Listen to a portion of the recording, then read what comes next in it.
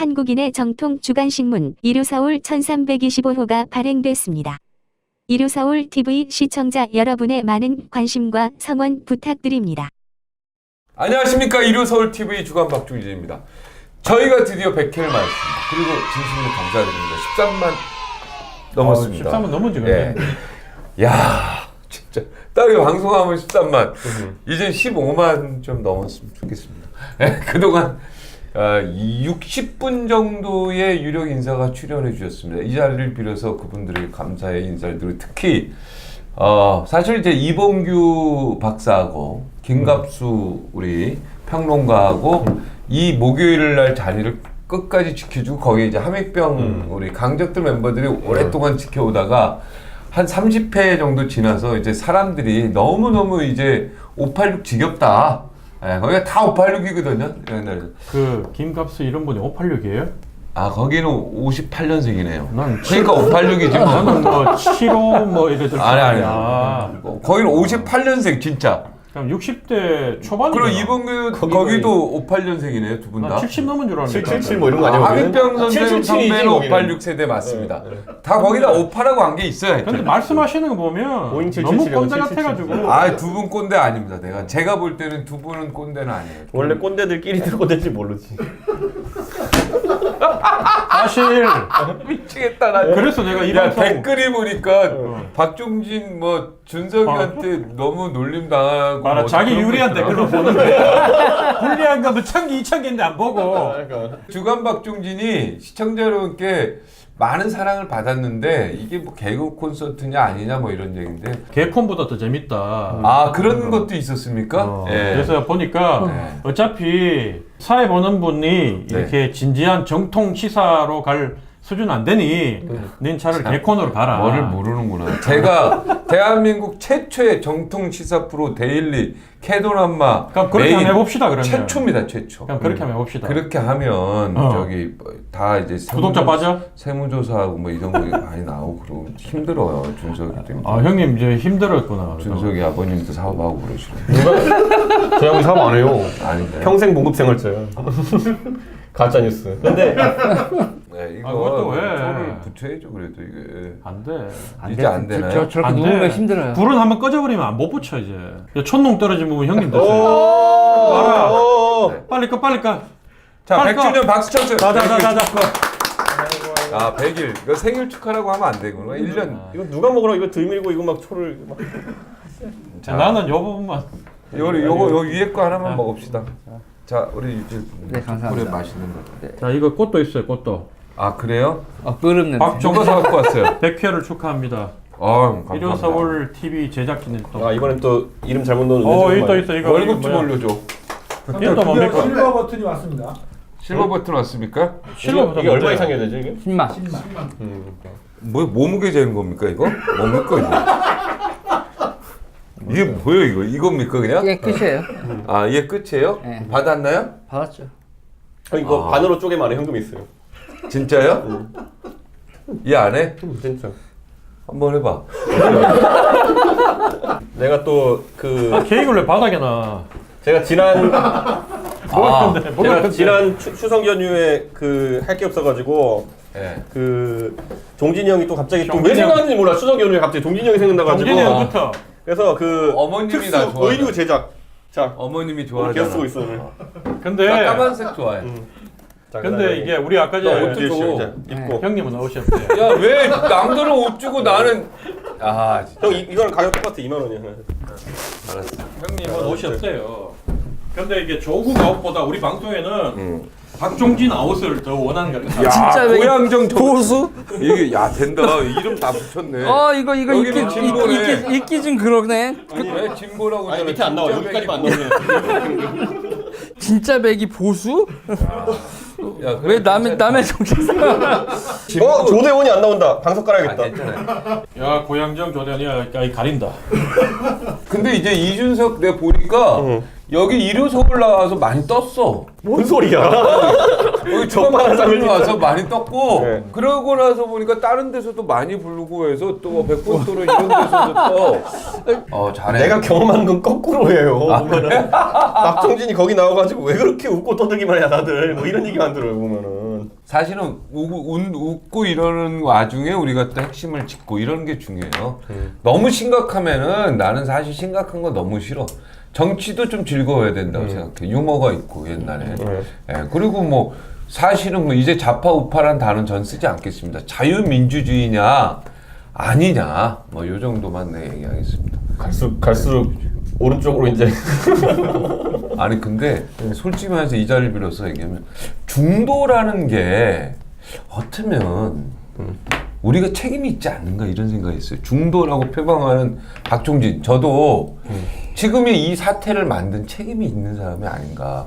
그래서 저는 이제는 중도라는 단어는 쓰지 않겠습니다. 굉장히 중요한 얘기예요. 우리가 중도라는 걸 표방하는 사람들이 이 국가에 대한 책임이 분명히 있다. 이게 40%. 어제는 또- 이제는 어제 또 몇 시까지 마셨어요? 아니 어제는 안 먹었는데 아니 중도가 나라를 망쳤다는 거야 나한테 누가. 그런데 그 말 딱 넣는데 한 대 팍 맞은 것 같은 느낌을. 그러니까 중도가 나쁘라는 게 아니라 이 중요한 시기에는 분명하게 입장을 표현하는 게 중요하다 이런 얘기를 하는데 하여튼 지금 뭐 조국 아웃인데 조국 때문에 국민들이 너무 마음이 아파하니까 빨리 조국 장관님 빨리 물러나 주셨으면 좋겠어요. 그게 모든 사람한테 행복을 주는 것 같아요. 스트레스 아니야. 안 좋아지고 그래가지고 조국 계속 하니까 좋아 난. 내가 얘기했잖아. 근데 당신은 나쁜 사람이야. 그러면 안 돼. 국민들을 자꾸 이렇게 더 힘들게 하면 안 되지. 자, 드디어 조국 장관이 압수수색을 했어요. 네. 아, 이준석 그 최고위원이 네. 이 부분을 지적을 했었거든요. 뭐라고요? 이거 압수수색이 안에서 뭔가 좀 이게 진실성 이런 부분에 대해서 윤석열 그 총장이 오히려 좀 늦었다. 그때 빨리 했었어야 된다 이런 생각이 드는데 이제는 뭔가 이 필살기를 빼고 있는 듯한 느낌입니다. 근데 윤석열 조국 장관 원래 저는 사실 압수수색은 약간 요식성이 강하다 봤던 게 종진이 형은 뭐 컴퓨터를 안 하니까 그렇지만 일반적으로 컴퓨터를 쓰는 사람들 같은 경우에는 핸폰이지 핸폰. 그러니까 잘하는 것과 못하는 건 뭐 착한 일 나쁜 일 하는 거의 99.9%가 컴퓨터 안에 있습니다. 근데 지난번에 PB가 다 컴퓨터 하도 줬잖아요. 네. 그럼 과연 조국 장관 집에 뭐가 있을까? 저는 아무것도 없었다고 봅니다 애초에. 이미 다 정리를 했죠. 상징적으로 저는 검찰이 그 압박용 전술 중에 하나였다는 걸 인정하고 어떻게 보면은 기소를 하려면 당연히 그 전에 압수수색을 해야 되니까 그 요식행위성으로 했다라고 보는데 저는 근데 거기서 추가로 영장을 2번 발부받았잖아요. 그게 이제 두 가지잖아요. 거기서 변호인이 이제 정경심 그 교수 측 변호인이 깐깐하게 해가지고 추가로 영장을 발부받는 것도 있겠지만은 갔더니 뭐가 있더라 이런 걸 수도 있어요. 그러니까 저는 그 두 가지 가능성 중에 만약에 후자라면 또 재밌는 상황이다. 들어오기 전에 양쪽 진보와 보수 쪽에 있는 그 단어 쓰지 지인들한테- 말라니까 자유민주주의냐 아니냐. 뭐 하여튼 이쪽 저쪽에 있는 사람들 얘기를 다 들어보니 그러니까 조국 싫어하면 조국을 닮아간다니까. 애국이냐 자, 아니면 자. 내국이냐 뭐 이런 거 비슷하게. 자, 하는 우리가 방송이 뜨려면 오디오를 2개만 섞어야 돼. 3개가 섞이면 사람들이 되게 싫어하더라고. 그러니까 그 결국은 태산명동의 서일필 윤석열하고 대통령하고 모종의 교감이 있다. 그래서 결국은 막 온갖 사람 투입하고 했는데 털어가지고 정경심 정도는 뭐 기소나겠지만 나중에 판결을 내려가지고 별 문제 없는 걸로 그냥 유야무야 우리가 생각했던 것보다 훨씬 아무것도 아닌 걸로 끝을 내든지 할 것이다. 이래 보는 쪽이 있고 의심을 하고 또 한쪽에서는 지금 윤석열이 뭔가를 잡았다. 이게 단순히 뭐 이 사문서를 위조하고 이런 게 아니라 이 거대한 게이트의 냄새를 잡았다. 그렇기 때문에 이걸 이제 끝장을 보려고 검사 특유의 그 있잖아요. 그 촉 이걸로 잡고 이거는 이제 뭐 단순히 그게 아니라 끝장을 보려고 지금 들어가고 있다. 그래서 어떤 결과가 나올지는 모른다. 이제는. 혹시 유재일 씨 방송 보고 와서 얘기하는 거 아니에요? 아니요, 그건 아니에요. 뭐 비슷한 내용 같은데. 유재일 씨 방송은 우리 집 사람이 열심히 봅니다. 감사합니다. 그래서 이 윤석열 한동훈 이 팀들이 하는 수사의 특징이 물적 증거를 잡는다. 그러니까 상대가 되게 법리에 강한 사람들이잖아요. 뭐 양승태 대법원장 같은 경우도 법리 끝판왕이고 지금 뭐 조국 장관 같은 경우도 법리로 하면야. 그러니까 말이 많잖아요. 말 많은데 결국은 재판에서 끝판왕은 물적 증거인데 그 물적 증거를 확보하는 데 있어서 저인망식으로 하잖아요. 다 뒤지죠. 그리고 이만큼 쌓아놓고 하나라도 걸려라 이걸 해서 안 걸린 사람이 이때까지 없었고 이 사람들한테 대법원장하고 대통령까지 대법원 보낸 사람들이 뭐 장관 하나 못 보내진 못할 거라고 봐요. 저는 이거는 게임 끝났다고 얘기를 하는데 왜 이렇게 후퇴를 안 하고 버티는지 모르겠어요. 진보 쪽에서. 그게 이해가 안 갑니다. 뭐 저는 진보 쪽에서 진보 쪽에서 왜 이건 저는 애절하게 후퇴해야 된다라고 주장을 했다가 뭐 거의 몰면을 맞았는데 네. 그래야 피해가 최소화된다라고 하는데 지금 이건 뭐 피해가 근데 이제 진보 쪽에서 이런 단어 쓰는 거니까 진보에서는 이제 탈퇴한 것 같아요. 아니 여기 있잖아 진보 옷에 쓰여 있잖아 진보. 그래요? 그러니까 요새 나 외톨이 진보다 왕따다. 그래도 뭐 근데 괜찮아, 요즘 그게 보면 멋있어. 그게. 아니, 진보 그리고 쪽에 요즘 왕따당한 사람들이 다 국민들이 지지하는 멋진 사람들이에요. 자유민주주의를 주장하잖아, 그죠? 저는 민주주의에 있어서 민주주의라는 다양하다. 말 있어 자유민주주의는 다양성. 민주주의의 한 모습이라고 봐요. 어. 민주주의가 범위가 좀 더 넓다고 보죠. 근데 민주주의인데 이 자유라는 부분을 내가 특별히 이제 붙이는 이유가 이제 시장 경제라든가 이런 부분. 아니 그거는 오히려 부차적인 거라니까. 형님 민주화 그래서. 운동을 할 때 뭘 위해 싸웠어요? 시장 경제 위해 싸운 거 아니에요. 자유를 위해서 싸웠지. 선거제를 위해 싸웠지. 선거제. 그러니까 민주주의의 반대는 독재니까. 그렇지. 민주주의 왕정. 반대는 공산주의가 아니고. 거기서 그래서 이제 헌법 119조 1항에 경제민주화 조항이 항상 문제가 된다고 얘기 나왔던 게 뭐냐면은 민주주의는 절차에 대한 부분이었는데 그쵸. 경제민주화는 뭐였냐면은 경제 성장의 과실이 공정하게 분배되었느냐라는 결과를 가지고 평가를 하는 거라고 해가지고 지금 문제가 됐던 거거든요. 보면은 그 과정 자체가 정의롭지 못하다 이런 건데 제대로 알고 있네. 민주주의는 절차입니다, 절차. 여기서 그러니까 4명 중에서 3명이 박종진 퇴출에 동의하면은 그게 민주주의죠. 그냥 안 되잖아, 그게. 그건 안 되잖아요. 독재죠. 이미 우리가 느꼈을 때 그게 뭐 어떻게 이렇게 힘을 합쳐서 날 퇴출시킨다고? 그, 그러면 나는 물러나야지. 못 물러나지. 아니 저쪽에서 그럼 니들 셋 나가라 그러지. 박정진하고 이렇게 가. 형님 너무 세다니까. 그래? 그래야지. 씨. 형님 팬이 제일 많아 여기 보면. 그러니까. 그 댓글 몇 명 달지만 그 뒤에서 받쳐주는 어마어마한 세력이 있으니까 형이 버티는 거지. 진짜 너 이렇게 이쁜 말만 하니까. 내가 이제 방송의 생일 좀 알아 이제. 자, 그래서 이제 어떻게 됩니까? 그래, 자유민주주의를 굳이 붙일 이유는 없다. 그게 지금 좌파 진보들의 주장인데 북한도 그 국가명은 PDRK라 해가지고 뭡니까? 그 DPRK. 그래서 민주주의 데모크래틱 데모크래틱. 피플스 리퍼블릭 그거 뭡니까? 그 조선 민주주의. 민주주의죠. 인민공화국. 인민공화국이죠. 그러니까 조선 민주주의 인민공화국에 그러니까 거기도 민주주의 들어가잖아. 근데 거기 민주주의가 민주주의 아니죠. 아닌데 이제 나라 이름에 들어가잖아. 왕조잖아요, 왕조. 자, 지금 정경심 교수가 이제 곧 소환될 것이다 이런 기사가 오늘 떴습니다. 예. 어떻게 소환이 맞습니까? 이 법무부 장관 부인인데 저는 그런데 솔직히 예우를 좀 지켜야 되는 거 아니야? 이거 좀 너무 심한 거 아니야? 지금 검찰이 아니요, 저는 지금 검찰이 너무 뜸을 들이고 있다 싶은 게 원래 저는 이번에 문재인 대통령께서 9월 13일 날 갑자기 9월 20일부터 26일까지인가요? 오늘까지인가요? 그 방미하신다고 갑자기 발표가 났어요. 근데 9월 13일 전까지는 원래 유엔 총회에서 이낙연 총리가 그 연설하는 걸로 돼 있었거든요. 근데 그렇게 발표라는 거 보면서 청와대에서 잠깐 이제 자리를 비워줘야겠다는 판단을 했구나라는 생각을 했어요. 그래서 대통령이 이제 5일 동안 자리를 비우시는 거 아닙니까? 그럼 저는 첫날 딱 이제 압수수색 들어가길래 이거는 5일을 알차게 쓰려는 계획이구나. 뭔가 첫날 딱 압수수색 들어가고 마지막 날쯤에 적당히 알아서 당신들이 소환해라 이런 암묵적인 청와대와의 시나리오 교감이 있었다. 저는 이렇게 봤거든요. 근데 이루어지지 않았어요. 그러니까 지금 사실 오늘 아니면 뭐 내일 아침까지라도 정경심 교수 소환이 이루어지면 그 시나리오가 맞는 건데 빨리빨리 될 줄 알았는데 근데 저는 여기서 그 제 시나리오가 틀렸던 거에서 제가 멍청했을 수도 있고요. 한 가지 가능성은 뭐냐면은 조국 장관 측과는 교감이 없었다 그게. 그러니까 청와대는 우리 자리 비운 사이에 검찰이 좀 알아서 했을 마음이 있을 수도 있는데 조국 장관 일가 입장에서는 적극적 방어를 하는 거죠.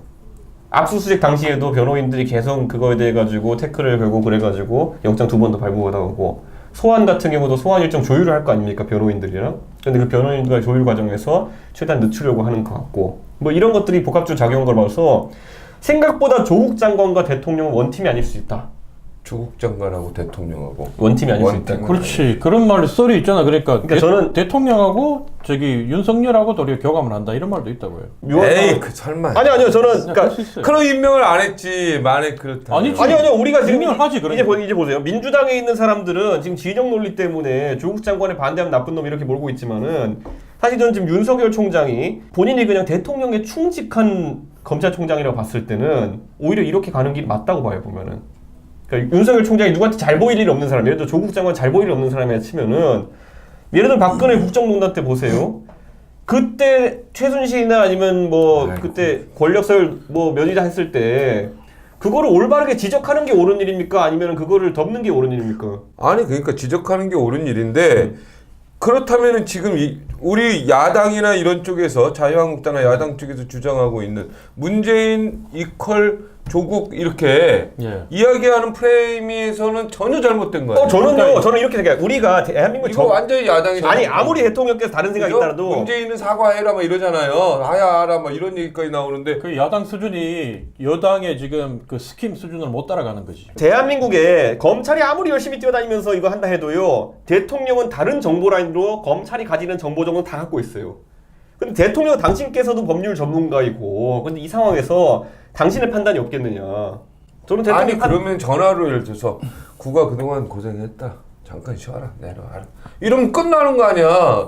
근데도 지금 그거 안 하고 있잖아. 조국도 이미 자국 혼자가 아니라 조국을 둘러싸고 있는 세력이 있어요. 권력이란 게 우리 조선왕조 실록도 보면 나오잖아요. 왕이라고 무조건 한쪽 다 쳐낼 수 있는 게 아니라 형님. 세력 대 세력의 싸움이 아 이거 좀 억지 같아. 형님 이렇게 생각해봐요. 종진이 형도 지금까지 방송국에서 퇴출을 많이 당했지만은 그거 할 때마다 형한테 어떻게 접근했어요 사람들이?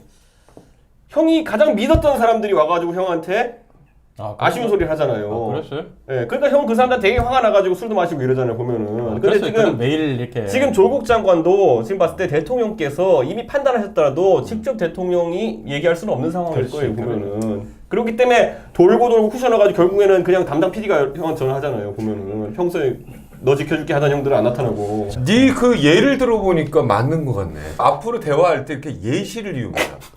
이거 확 이해가 되네. 윤석열 총장이 지금까지 이 정부랑 계속 같이 왔잖아요.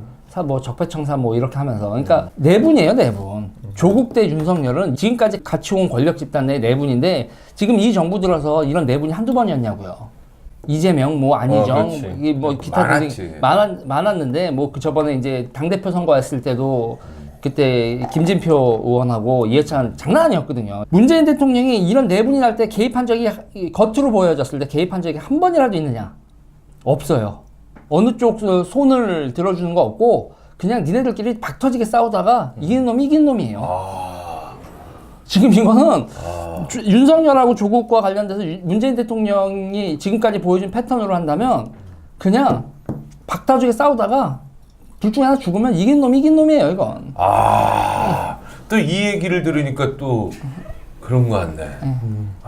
개입 안 해요. 감은 뭐 이거 정답은 없어 사실 우리끼리 얘기하는 게 정답은 없어. 아니, 근데 문재인 대통령이 기자회견하기 전에는 이건 정답이 없는 얘기 우리 하는 거야. 아니 저는 이걸 한번 생각해봤을 때 9월 22일 날 가는 유엔 총회를 왜 9월 13일 날 발표하냐고.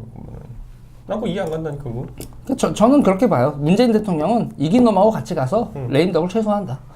그것도 얼마나 웃기냐면 그래서 뭐 정의용 안보실장은 하버드에서 케네디 스쿨에서 강연하기로 했는데 갑자기 대통령이 오신다 그래서 그것도 취소하고 뭐 이랬거든요 보면은. 그러니까 굉장히 급작스럽게 바뀐 그런 일정인 것 같아요. 네, 뭔가 이제 트럼프 대통령을 만나야 되겠다고 생각하는데 트럼프 대통령도 지금 탄핵 위기던데요. 만나서 저는 실없는 소리 했어요. 그런데 뭐 우리 무기 많이 사줘서 고맙다 뭐 이런 얘기 했어요. 그리고 기자회견할 때 이거 어차피 트럼프 대통령 얘기 나왔으니까 하는데 기자회견할 때 트럼프 대통령 혼자서 다 하고 우리 무기 많이 사준 나라다 이런.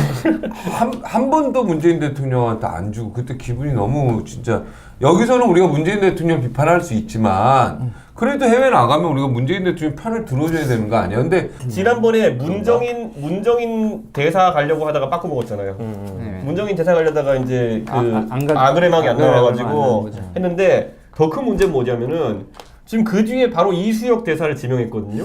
그것도 아그레망 지금 47일 됐어요. 이제. 지금 그러면 안 떨어졌어요? 47일 때 아그레망 안 떨어지는데 저는 이런 생각해요. 야, 하여튼 미국이 아니, 이렇게 우리한테 상당히 비협조적이네.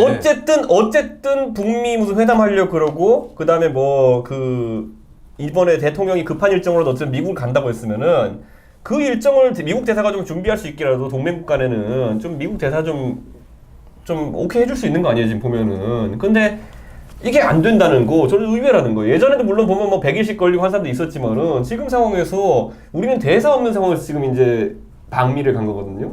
이건 상당히 이례적인 상황이에요 지금 보면은. 이런 왜 걸 아그레망을 빨리 안 해주죠? 그거 분위기 싸한 거죠. 분위기가 싸한 거란 말이야 지금. 한미 관계가 사실은 괜찮다고 정부에서 계속 얘기를 하지만 한미 관계가 역대 최악이란 건 맞아요.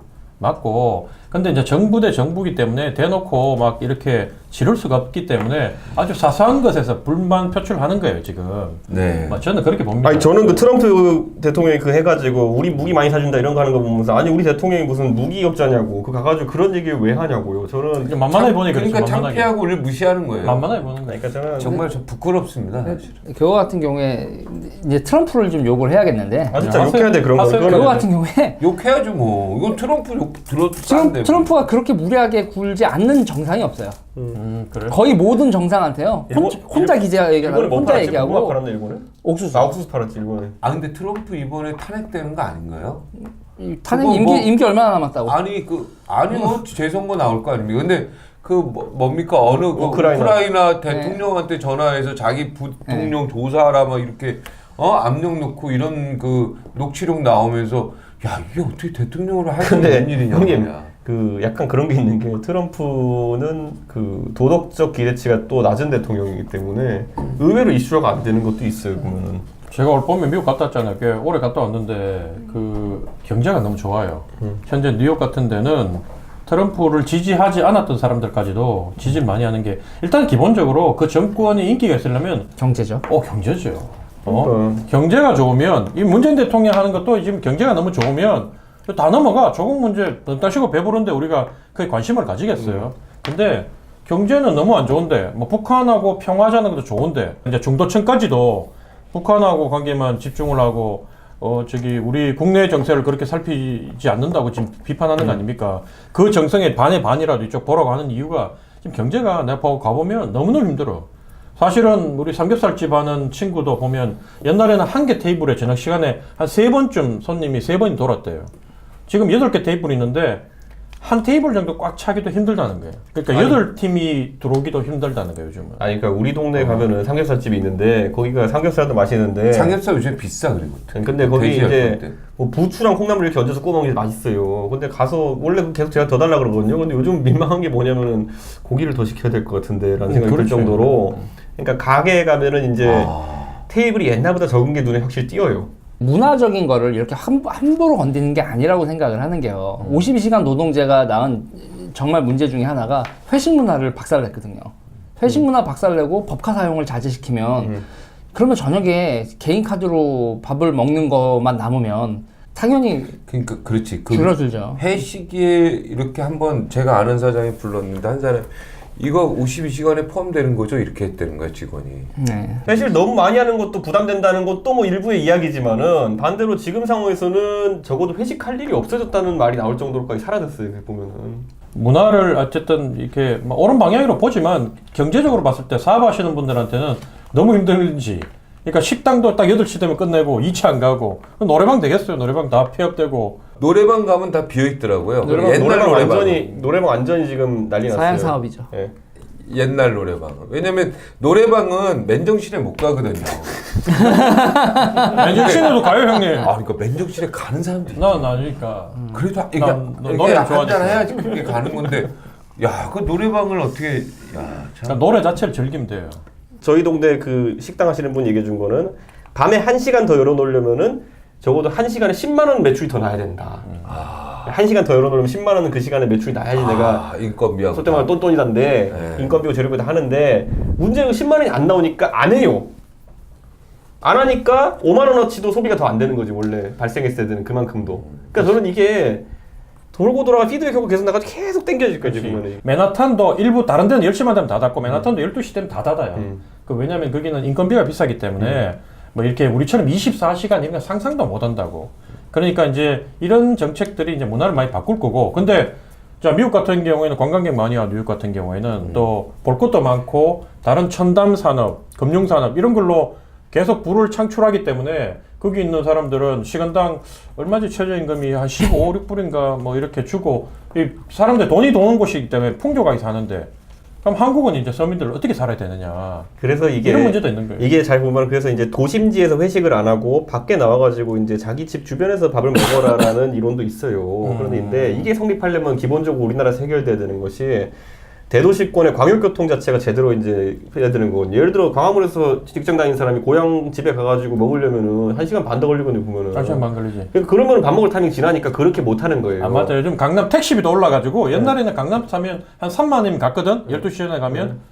지금은 한 4만 5천 원 나와 택시비가. 그러니까 아예 안 가. 그러니까 이게 뭐냐면 이거를 만약에 정부가 체계적으로 밀어붙이려고 했으면은 그런 거에 대한 대책도 있어야 되는 거예요. 없지. 저거 제가 선거를 하면 개를 쓰고 계속 급행 지하철 만들어 하는 게 뭐냐, 하루 20분 30분이 줄이면은 그만큼 지역의 동네 소비가 돼요. 근데 그게 안 되고 이렇게 해버리잖아요. 여기서도 안 먹고 여기서도 안 먹는 상황이 나와요 이제. 그냥 집에 가서 먹는. 이 문화라는 게 이제 갈라파고스처럼 그 나라마다 되게 독특하게 정착을 하는 게 있는데 그거를 무시하고 정책을 하면 대혼란이 온다는 거죠. 저는 우리나라 가족 중심의 저녁 문화가 이렇다고 생기냐? 애들 다 밤 10시까지 학원에 가 있는데 무슨 가족 중심의 저녁 문화가 맞아. 생길 거면 학원을 안 가야 돼 애들이. 그럼 애들하고 그래야지 애들 얼굴에도 보지. 학원 간다고 공부 잘하는 것도 아니야. 또. 미국 같은 경우는 집 자체가 크기 때문에 그 집안에서 다 이루어져. 근데 우리는 그 좁은 집에서 음식이 먹으면 형 덥고 그러니까 배달 문화가 발달하는 게 이제 그런 그렇죠. 것 같아. 배달 문화 발달하고 예. 그러면서 이제 공익 키친 같은 거 발달하면서 결국은 기존에 있었던 매장을 만들어 놓고 장사를 하던 거의 그러니까 상가들이 다 비고 자영업자 다 무너지고. 네, 하여튼 뭐 올 말이 경제 벌어지죠. 위기라고 하는데 올 말 12월 달에 한번 좀 지켜봐야 되겠습니다. 이 경제 전문가들은 올 말 내년 초를 굉장히 걱정 저는 많이 하고 그래서 있습니다. 지금 정부에서 어쩔 수 없이 좀 있으면은 또 이자율 낮추고 또 이제 대출 풀어줘야 되는 상황이 오지 않을까. 왜냐면 사실 소비를 진작시키는 방법 중에 하나는 또 대출 풀어주고 그거 하는 방법이거든요. 근데 제가 주택 관련해서 대출 계속 먹는 거 보고 놀랐던 게 저희 동네는 100% 치킨집 아저씨들이 주담대로 치킨집 하는 거예요. 근데 이 아저씨들 못 버텨요 이제 보면은. 그러니까 이게 사업자금이라는 게 신용대출이 나오는 것도 아니고 전부 다 자기 집 재펴가지고 치킨 튀기는 기계 만들고 하는 거거든요. 근데 그걸로 이제 이자 못 냈고는, 그러니까 대출 자체가 묶이니까 이제 자기 벌이로 이제 그걸 유지할 수 없는 상황이 되면은 더 고금리 써야 돼요 이제 보면은.